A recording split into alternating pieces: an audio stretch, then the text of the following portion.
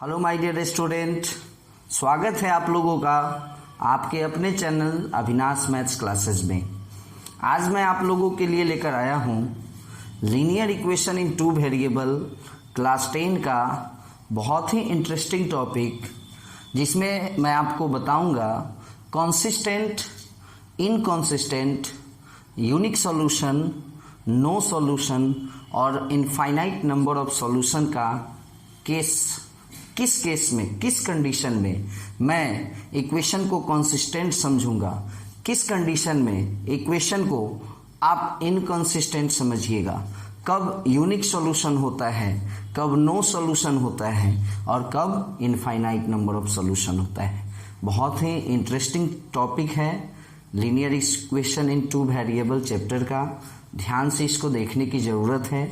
जैसा कि आपको याद होगा कि जब मैं आपको ग्राफ चैप्टर पढ़ाया था, linear equation in two variable का जो सबसे पहला एक्सरसाइज हमने आपको बताया था ग्राफ, उस समय भी हमने आपको बताया था कि ग्राफ तीन तरह का पॉसिबल होता है। लीनियर इक्वेशन का ग्राफ तीन तरह का पॉसिबल होता है। पहला हो सकता है कि आप जिस दो लीनियर इक्वेशन का ग्राफ बनाए हैं वो दोनों का दोनों ग्राफ इंटरसेक्ट कर गया है।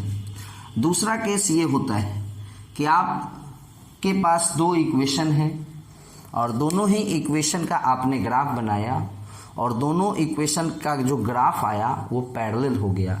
और my dear student, and the third condition is that कि the graph of first equation is coincide with the graph of second equation. एक के ऊपर दूसरा ग्राफ हो जाएगा, मतलब दोनों इक्वेशन का ग्राफ एक दूसरे के साथ कोइंसाइड कर जाएगा।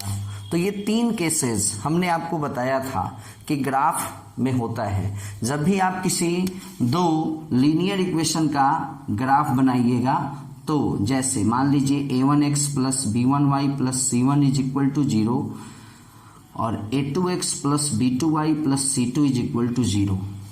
ये आपके पास कोई दो इक्वेशन है, लीनियर इक्वेशन है। ध्यान रखने की ज़रूरत ये है कि लीनियर इक्वेशन है, x का y का पावर 1 होना चाहिए। तो जब भी आप लीनियर इक्वेशन का ग्राफ बनाओगे माय डियर स्टूडेंट, तो वह ग्राफ हमेशा स्ट्रेट लाइन आता है, याद रखने की ज़रूरत है।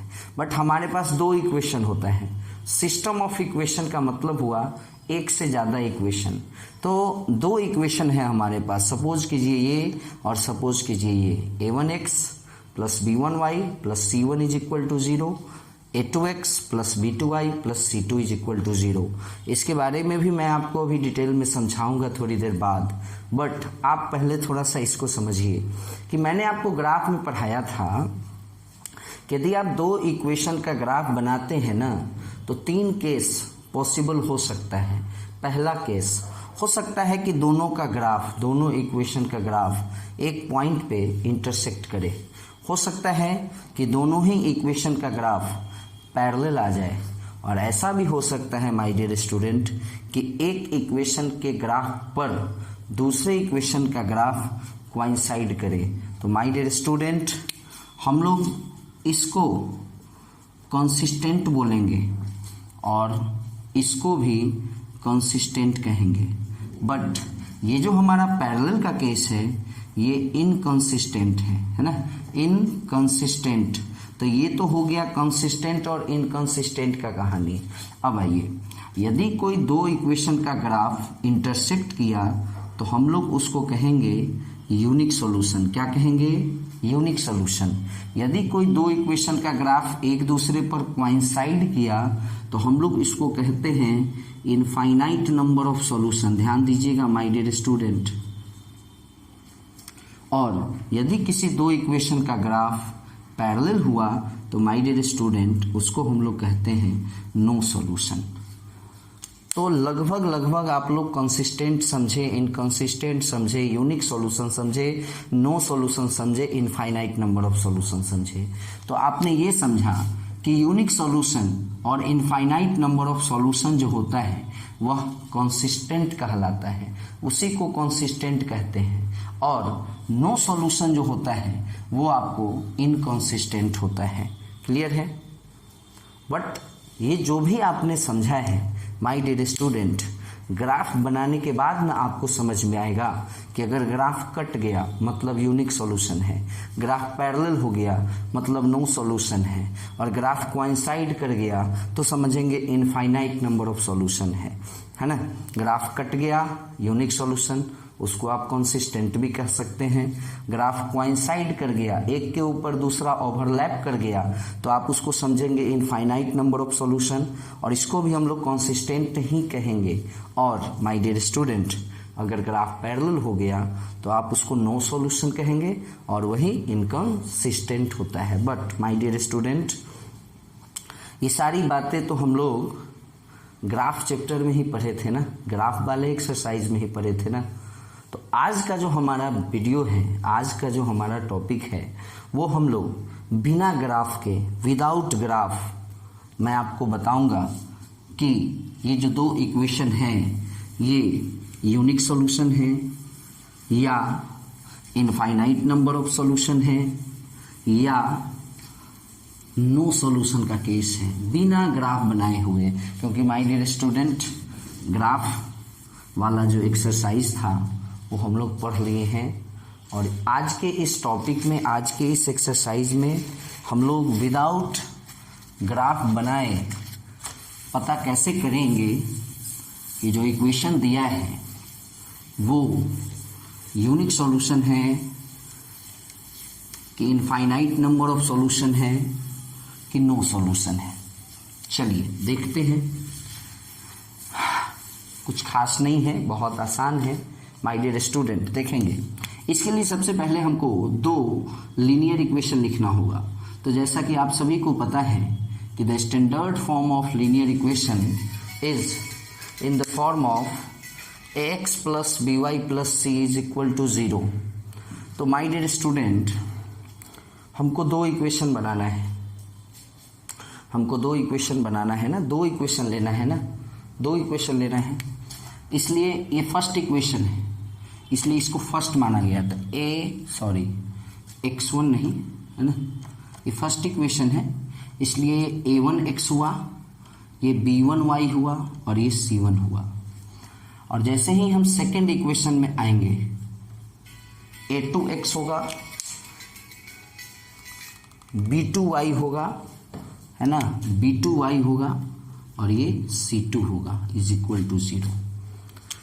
फिर से सुन लीजिए, किसी भी लीनियर इक्वेशन का, किसी भी linear equation in two variable का जो जनरल फॉर्म होता है माय डियर स्टूडेंट, वो ax plus B Y plus C is equal to 0 होता है।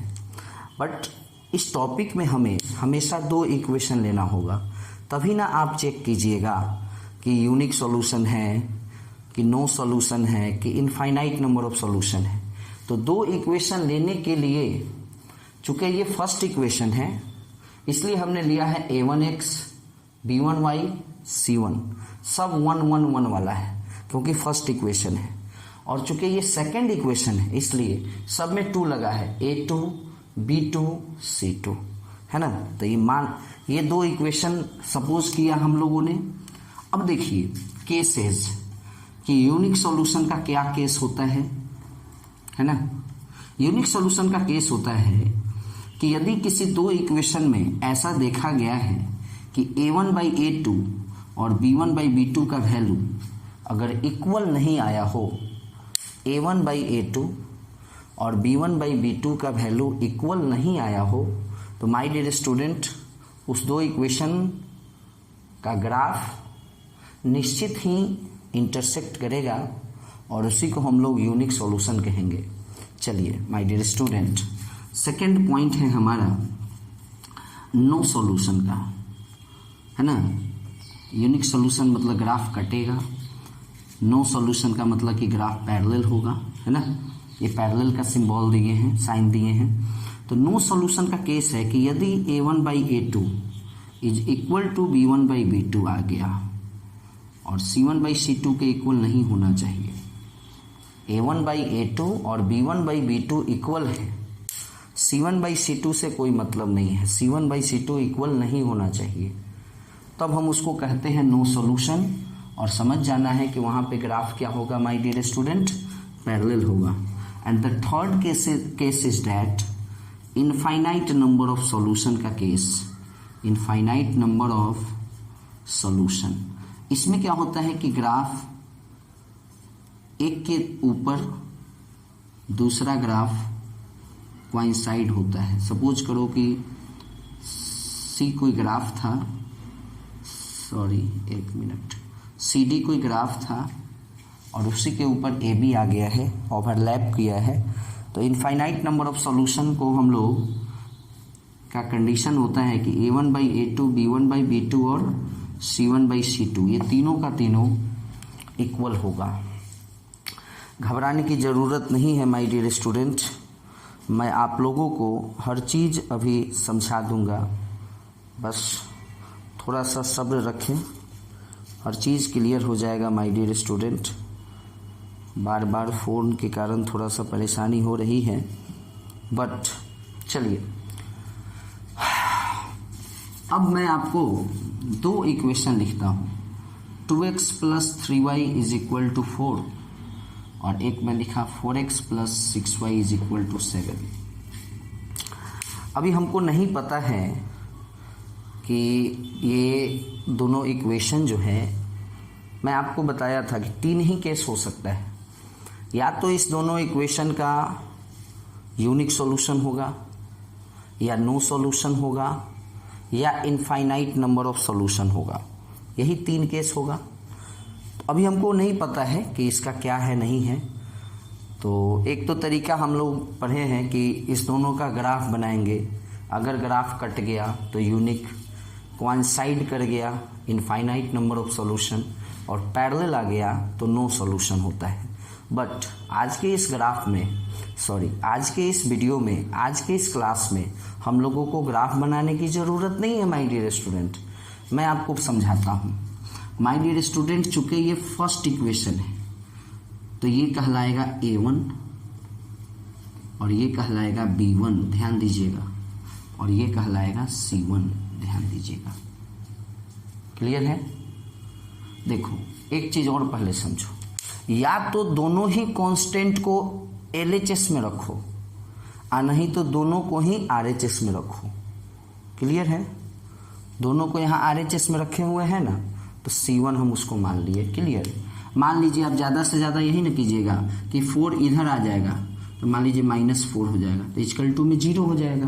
और 7 को फिर इधर ले आइएगा तो -7 = 0, तो मान लीजिए A1, B1, C1, तो चलो C1 -4 हो गया। क्लियर? ये फर्स्ट इक्वेशन था, इसलिए इसमें सब क्या है, 1 1 1 वाला है।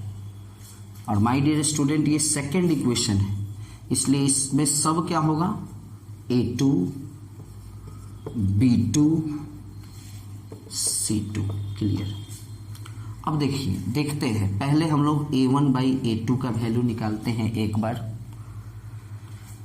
फिर एक बार B1/B2 का वैल्यू निकालते हैं, और फिर एक बार C1/C2 का वैल्यू निकालते हैं। हमको नहीं पता है कि ये यूनिक होगा, कि ये नो सॉल्यूशन होगा, कि ये इनफाइनाइट नंबर ऑफ सॉल्यूशन होगा, देखना है, चेक करना है। तो चलिए A1 2 है और A2 4 है, तो 2/4 1/2, वेरी गुड। B1/B2, B1 3 है, B2 6 है, 1/2, वेरी गुड। C1/C2, C1 -4 है और C2 -7 है, माइनस कैंसिल, 4/7। तो हम लोगों ने क्या देखा कि A1/A2 B1/B2 के बराबर है, बट C1/C2 के बराबर नहीं है। तो अब इस केस को खोजिए कि ये कौन सा केस हुआ, तो ये केस नंबर 2 हुआ। देख के ही समझ जाएंगे कि इसका मतलब है कि नो सॉल्यूशन होगा, और इसका मतलब है कि जो ग्राफ होगा वो पैरेलल होगा, और इसका एक और मतलब है, याद करो, इनकंसिस्टेंट होगा माय डियर स्टूडेंट। क्लियर है?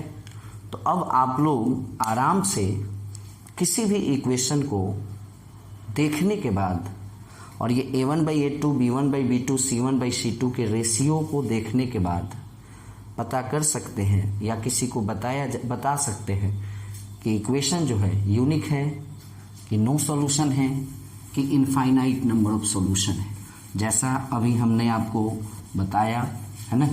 तो उसके लिए आपको क्या करना है माय डियर स्टूडेंट, A1/A2 निकालना है, B1/B2 निकालना है, C1/C2 निकालना है और देखना है कि कौन सा केस, इस तीनों में से कौन सा केस सेटिस्फाई कर रहा है। पहला बात तो ये, और सबसे इम्पोर्टेंट तो ये बात है कि आपको ये पहचानने आना चाहिए कि ये A1 होगा, ये B1 होगा और ये C1 होगा। तो my dear student, first equation का सब 1 वाला होगा, A1 B1 C1, और सेकेंड इक्वेशन का सब A2 B2 C2। बहुत ज़्यादा हार्ड नहीं है ना। चलिए एक क्वेश्चन मैं आप लोगों के सामने लेता हूँ। 2x + 3y = 7 एक इक्वेशन है और 6x + 5y = 11 दूसरा इक्वेशन है। तो मैंने आपको कहा था या तो कांस्टेंट को RHS में रखो या तो दोनों कांस्टेंट को LHS में रखो। तो यहाँ आप क्वेश्चन में देख सकते हैं कि जो हमारा कांस्टेंट है दोनों का दोनों वो RHS में है, तो इससे कोई प्रॉब्लम नहीं है। यदि हम इसको इधर ले आएंगे ना माय डियर स्टूडेंट, तो दोनों का साइन माइनस होगा और C1/C2, C1 भी माइनस में C2 भी माइनस में, आखिर तो माइनस माइनस कटिए न जाएगा। खैर जो भी हो, ये फर्स्ट इक्वेशन है ना, तो ये सब 1 वाला होगा, A1 B1 C1, और ये सेकेंड इक्वेशन है ना A2 B2 C2। चलिए आइए मिलाते हैं। A1/A2 का वैल्यू 2/6 1/3, B1/B2 का वैल्यू 3/5, कटने वाला नहीं है इसलिए नहीं कट पाया है। C1/C2 7/11। तो मैं देख सकता हूँ कि A1/A2 B1/B2 के बराबर नहीं है, तो केस नंबर 1 हुआ। इससे आपको समझ में आया यूनिक सॉल्यूशन होगा, दूसरा ग्राफ कट करेगा और तीसरा कंसिस्टेंट होगा, है ना। तो माय डियर स्टूडेंट, इतना तो आप लोग समझ गए कि यदि इक्वेशन दिया रहेगा तो आप लोग आराम से A1 A2 का रेशियो, B1 B2 का रेशियो और C1 C2 के रेशियो को निकालने के बाद जो केस सेटिस्फाई हुआ, मान लीजिए कभी ऐसा आया कि A1/A2 B1/B2 C1/C2 सबका सब बराबर हो गया, तो माय डियर स्टूडेंट अगर सबका सब बराबर हो गया तो समझिए इनफाइनाइट नंबर ऑफ सॉल्यूशन है।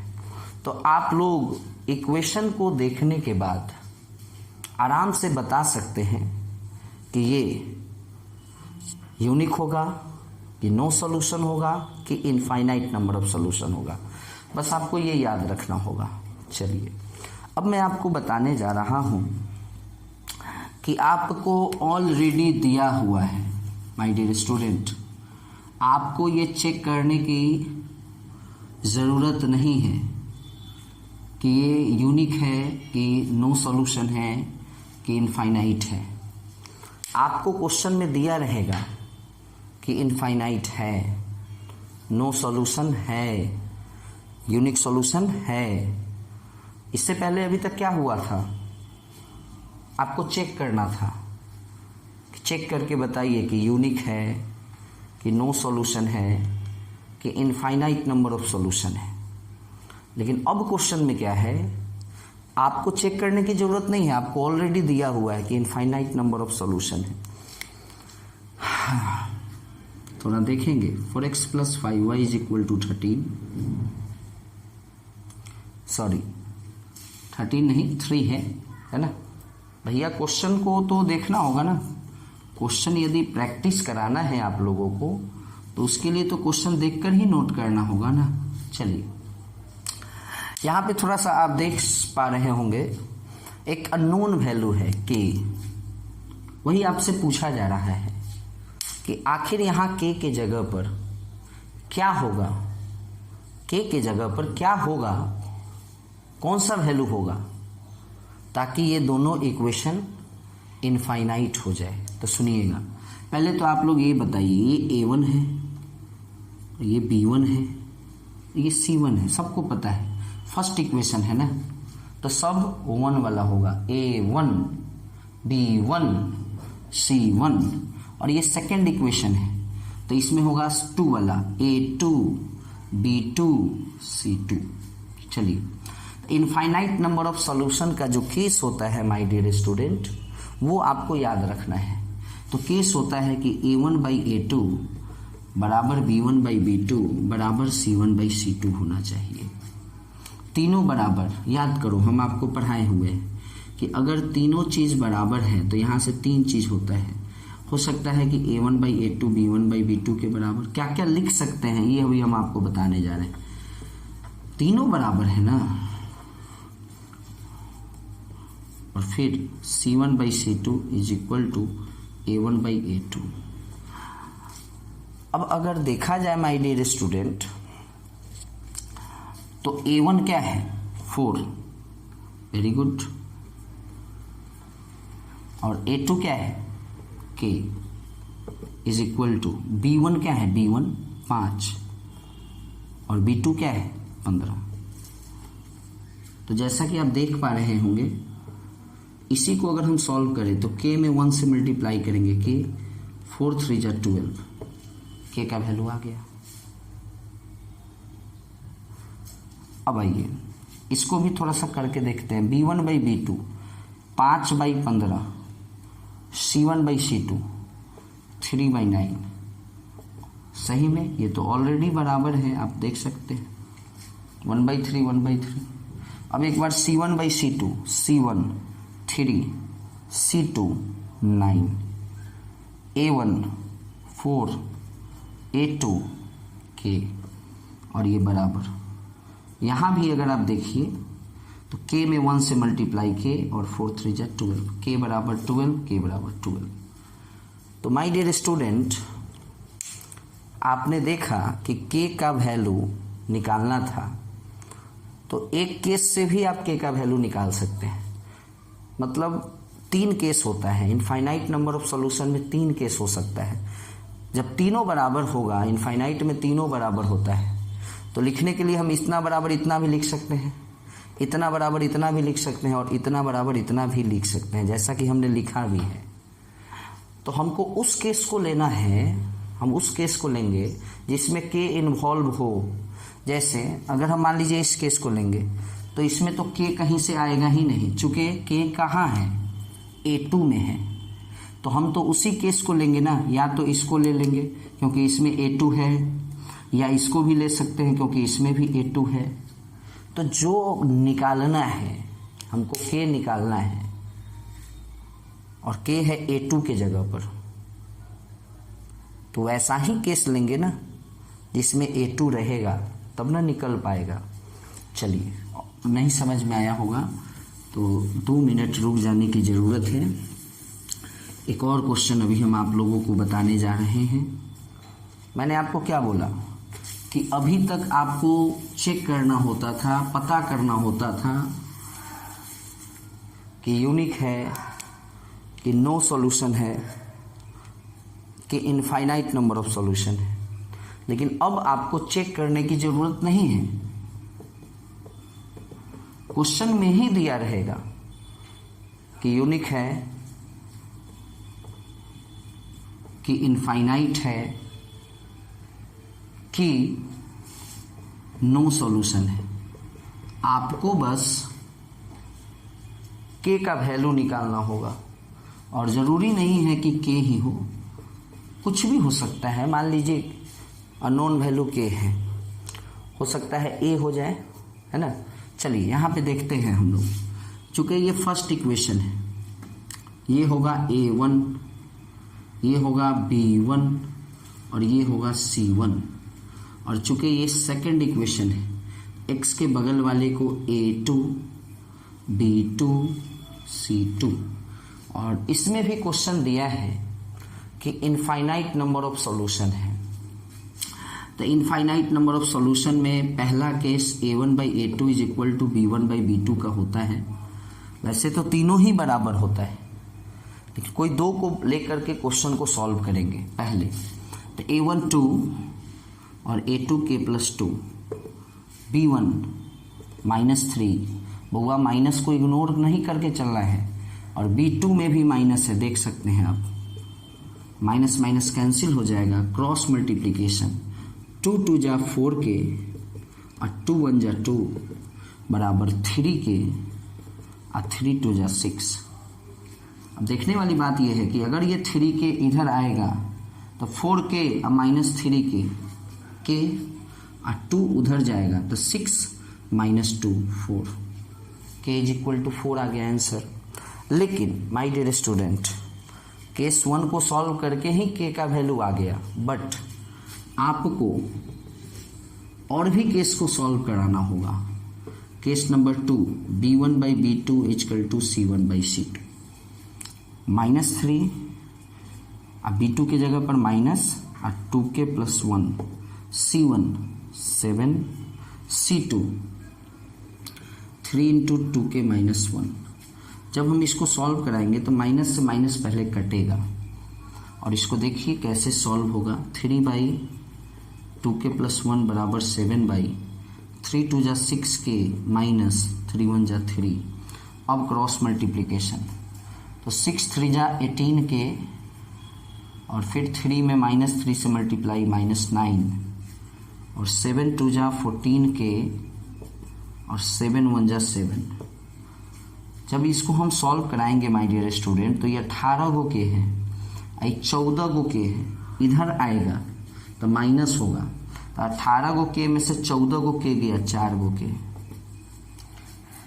अब -9 को उठा के उधर पटकेंगे तो ये 9 माइनस में है, उधर पटकाएगा तो प्लस हो जाएगा, तो 9 और 7 16, तो यहाँ भी k बराबर देख लीजिए 4 ही आएगा। तो आपने क्या देखा, केस नंबर 1 को सॉल्व किया k बराबर 4, केस नंबर 2 को सॉल्व किया k बराबर 4। अब आइए, जैसा कि आप लोगों को शायद ये याद हो गया होगा, और अगर याद नहीं हुआ है तो इसको नोट कर लेने की ज़रूरत है, और मैं अब इसको मिटा रहा हूँ क्योंकि जगह तो रहना चाहिए ना, स्पेस बोर्ड पे रहेगा तभी तो क्वेश्चन सॉल्व होगा। मान लीजिए इससे पहले का जो क्वेश्चन था वो छोटा क्वेश्चन था, है ना, तो बन गया था उतने ही जगह में। Case number 3,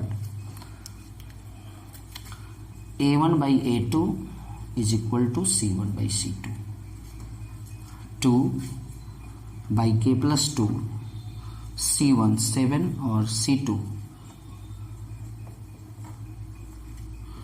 cross multiplication 7k 7 2 जा 14, और ये 3 2 जा 6 होगा, और 6 में 2 से 12k, और 3 1 जा 3 होगा, और 3 में 2 से 6। माय डियर स्टूडेंट, 7k को उठाकर उधर ले जाओ, ये प्लस है, उठा के उधर ले जाएंगे तो माइनस हो जाएगा, तब 12 गो के या -7 गो के 5 गो के, अब -6 इधर आएगा तब 14 है, अब -6 इधर आया +6 तो 14 6 20, और k बराबर फिर 4। तो यदि अब आपको ये लग रहा होगा कि सर जब फर्स्ट में ही k का वैल्यू आ गया था तो क्या ज़रूरी था तीनों बनाना? नहीं माय डियर स्टूडेंट, बनाना ज़रूरी है। कभी कभी आपको ऐसा आएगा कि केस नंबर 1 को आपने सॉल्व किया ना तो k बराबर 4 आ गया, ठीक। केस नंबर 2 को आपने सॉल्व किया तो यहाँ एक क्वाड्रेटिक इक्वेशन आएगा, और चूंकि क्वाड्रेटिक इक्वेशन को सॉल्व कीजिएगा तो वहाँ k का वैल्यू 2 आएगा, निश्चित ही k बराबर 4 आएगा वहाँ भी, लेकिन एक और वैल्यू आएगा k बराबर 3। तो वहाँ आपको कन्फ्यूजन ये हो जाएगा कि अब हम k बराबर 4 माने कि k बराबर 3 इसका आंसर माने।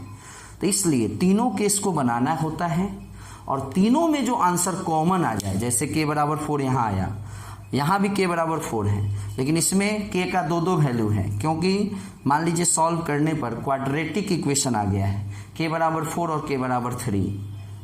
तो चूंकि k बराबर 4 क्या है, तीनों में आ रहा है, इसलिए वही आंसर होगा। चलिए तो ये था आपको कि अगर क्वेश्चन में आपको दे दिया जाए कि इनफाइनाइट नंबर ऑफ सॉल्यूशन है, तो how to find the value of K. चलिए और भी क्वेश्चन अभी हम लोग देखेंगे, घबराने की ज़रूरत नहीं है। जैसे आपके सामने एक क्वेश्चन है कि अब इनफाइनाइट नंबर ऑफ सॉल्यूशन नहीं है ना। अब सपोज करो क्वेश्चन में दिया है नो सॉल्यूशन, तो भैया नो सॉल्यूशन का केस पहले ही याद कर लो। a1/a2 is equal to b1/b2, c1/c2 बराबर नहीं होता है। चलिए एक क्वेश्चन है 3x minus 4y plus 7 is equal to 0, और एक है kx plus 3y minus 5 is equal to 0। तो यदि हम यहाँ पे मिलाएं तो चूंकि ये फर्स्ट इक्वेशन है a1 b1 c1, और चूंकि ये सेकेंड इक्वेशन है a2 b2 c2, और जो हमारा नो सॉल्यूशन का केस है वो a1/a2 is equal to b1/b2। बस इसी दो को लेकर के क्वेश्चन बन जाएगा। a1 3 a2 के b1 माइनस 4 b2 3 सॉल्व करेंगे। -4 के बराबर 3 3 जा 9 के बराबर -9/4 आंसर, यानी के का वैल्यू -9/4 होगा ना, तब a1/a2 b1/b2 बराबर आएगा और हम इसको कहेंगे कि नो सॉल्यूशन है। c1/c2 से तो कोई मतलब है ही नहीं। क्लियर है। चलिए एक और क्वेश्चन आप देख सकते हैं, नो सॉल्यूशन का ही क्वेश्चन है। क्वेश्चन है कि kx प्लस 3y, ध्यान दीजिएगा, is equal to k minus 3, और इधर है 12x plus ky is equal to 6, और इसमें भी क्वेश्चन दिया है नो सॉल्यूशन। तो चलिए ये a1 है और ये a2 है बराबर b1 b2। नो सॉल्यूशन में होता है ना बराबर, बार बार क्या लिखे कि ये a1 है ये b1 है, समझ में आ गया। ये a1 ये a2 ये b1 ये b2 ये c1 ये c2। क्रॉस मल्टीप्लिकेशन करेंगे k² बराबर 36, यानी k बराबर 6 और k बराबर -6 दोनों। लेकिन मैटर ये है कि k यहाँ पर भी है, c में भी है, तो थोड़ा सा इसके सेकंड वाले केस को भी थोड़ा सा देखना होता है ना। b1/b2 is not equal to c1/c2। तो b1 हमारा अगर देखें तो 3 है, b2 हमारा k है, नॉट इक्वल टू c1 यानी k माइनस 3 और c2 यानी 6। क्रॉस गुना करेंगे तो k में k से गुना k² -3 के, ये 18 हो जाएगा, इधर आएगा तो -18। अभी इसको इक्वल टू 0 करके सॉल्व करते हैं, है ना। और जब हम सॉल्व करेंगे ना तो आपको दिखेगा कि k minus 6 equal to 0, k equal to 6। लेकिन याद करो केस तो नॉट इक्वल टू का था ना, हमने इसको इक्वल टू माना, यानी k is not equal to 6, यानी k का वैल्यू 6 नहीं होना चाहिए। अब देखिए मैटर थोड़ा सा यहाँ फंस गया, बड़ी इंटरेस्टिंग टॉपिक हो गया। अगर हम इस क्वेश्चन में a1/a2 और b1/b2 को ही, ध्यान दीजिएगा, a1/a2 और b1/b2 को सॉल्व करके, जैसा कि हमने यहाँ किया है, k का वैल्यू 6 और k का वैल्यू -6, और अगर आंसर में बोल दिए कि k बराबर 6 है, तो थोड़ा देखते हैं क्वेश्चन को। k के जगह पर 6 पुट कर दिए तो ये हो जाएगा 6x प्लस 3y, और ये हो जाएगा 6 माइनस 3 जो कि 3 हो जाएगा, और ये 12x है, 6y और ये तो ऑलरेडी 6। तो आप देख सकते हैं 6/12 1/2, 3/6 1/2, 3/6, तीनों बराबर, तो ये तो इनफाइनाइट हो जाएगा ना। इसीलिए आपने देखा है कि हमने a1/a2 b1/b2 को सॉल्व किया, लेकिन उसके बाद फिर b1/b2 is not equal to c1/c2 को भी सॉल्व किया, इसलिए क्योंकि c1 में भी k है। और इसको सॉल्व करने के बाद b1/b2 is not equal to c1/c2 को जब हमने सॉल्व किया, यहां से हमको एक रिजल्ट आया कि k is not equal to 6। k 6 नहीं होना चाहिए, सही बात है, नहीं होना चाहिए, क्योंकि अगर होगा तो फिर ई चीज हो जाएगा, और ई चीज अगर हो गया तो इनफाइनाइट नंबर ऑफ सॉल्यूशन हो जाएगा। तो पहले केस में हमको k का वैल्यू 6 और k का वैल्यू -6 आया। बाद में चल के हमको ये पता चला कि k का वैल्यू 6 नहीं होना चाहिए, मतलब k का वैल्यू -6 में कोई पाबंदी नहीं है, यानी k का वैल्यू -6 होगा। आप पुट करके देख लीजिए ना, यहाँ -6 पुट किए तो -6x प्लस 3y, अब -6 और -3 -9, और ये नीचे हो जाएगा 12x -6y इक्वल टू में 6। तो देखिए -6/12 -1/2, 3/-6 ये भी -1/2, और इसको सॉल्व करेंगे तो -3/2। ये दोनों बराबर है लेकिन ई बराबर नहीं है। तो अब समझ में आया, दिमाग लगाना होता है ना। काम किसी किसी में इक्के गो से बन जाता है। जैसे मान लीजिए अगर यहाँ नहीं होता, यहाँ 5 होता, k का वैल्यू c में नहीं होता, तब कोई खास परेशानी नहीं थी, तब इससे भी हम लोग बना लेते और सीधे लिख सकते थे k बराबर 6। तो देख लीजिए यहाँ 5 होता तो आराम से ये क्या हो जाता कि 6/12 1/2, 3/6 1/2, आई 5/6 है, तो बराबर नहीं है तो क्या हो गया। समझ में आ गया होगा माय डियर स्टूडेंट। तो ये आपको कुछ क्वेश्चंस हमने सॉल्व कराया, और माय डियर स्टूडेंट इस टॉपिक का एक और वीडियो मैं बनाऊंगा, है ना, जिससे आप लोगों को ये टॉपिक पूरा अच्छे से समझ में आ जाएगा। बट विश्वास कीजिए माय डियर स्टूडेंट, अगर इस वीडियो को आप देखेंगे तो ये जो एक्सरसाइज है इसका क्वेश्चन आपसे ज़रूर बनेगा, है ना। और इतना जब मैं बता दिया हूँ तो एक क्वेश्चन मैं चाह रहा हूँ कि यूनिक सॉल्यूशन पर भी डिस्कशन हो जाए, जबकि कुछ खास नहीं है, यूनिक तो और भी आसान है। दुइये को बातें होता है बीच में नॉट इक्वल टू, है ना। जैसे यूनिक सॉल्यूशन का क्वेश्चन यदि हम ले तो एक क्वेश्चन है कि x + 2y = 5 और 3x + y = 1। क्या है, ये a1 है, ये b1 है, ये c1 है, ये a2 है, यहाँ 1 है तो b2 है, c2।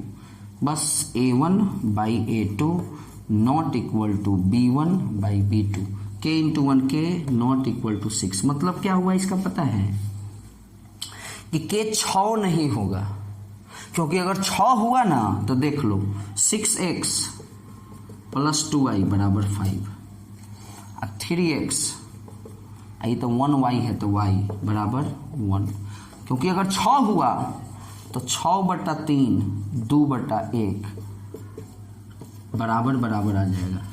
और अगर a1/a2 b1/b2 बराबर आ गया तो उसको तो नो सॉल्यूशन न कहेंगे। यानी इसमें समझे बात, k 6 नहीं होगा, मतलब 6 के अलावा सब होगा। तो इसका आंसर क्या होगा, k have any real value, कोई भी वैल्यू हो सकता है, बट केवल 6 नहीं होना चाहिए, क्योंकि अगर 6 हुआ तो a1/a2 और b1/b2 बराबर हो जाएगा, जो कि नो सॉल्यूशन हो जाएगा। ओके माय डियर स्टूडेंट, मैं विश्वास करता हूं कि आप लोगों को मैं जो भी अभी बताया हूं वह समझ में आया ही होगा। बट अगर नहीं आया होगा माय डियर स्टूडेंट, आया तो जरूर होगा, निश्चित है, 100% गारंटी। बट मैं इस एक्सरसाइज का एक और वीडियो बनाऊंगा, मैं इस टॉपिक का एक और वीडियो बनाऊंगा, क्योंकि अभी अच्छे क्वेश्चन को मैंने बोर्ड पे डिस्कस नहीं किया है। ये कुछ बेसिक क्वेश्चन था जिससे आप एक्सरसाइज को स्टार्ट करा सकते हैं, किसी भी बुक के एक्सरसाइज को स्टार्ट करा सकते हैं। बट ख़त्म कराने के लिए हमारे एक और वीडियो का इंतज़ार कीजिए।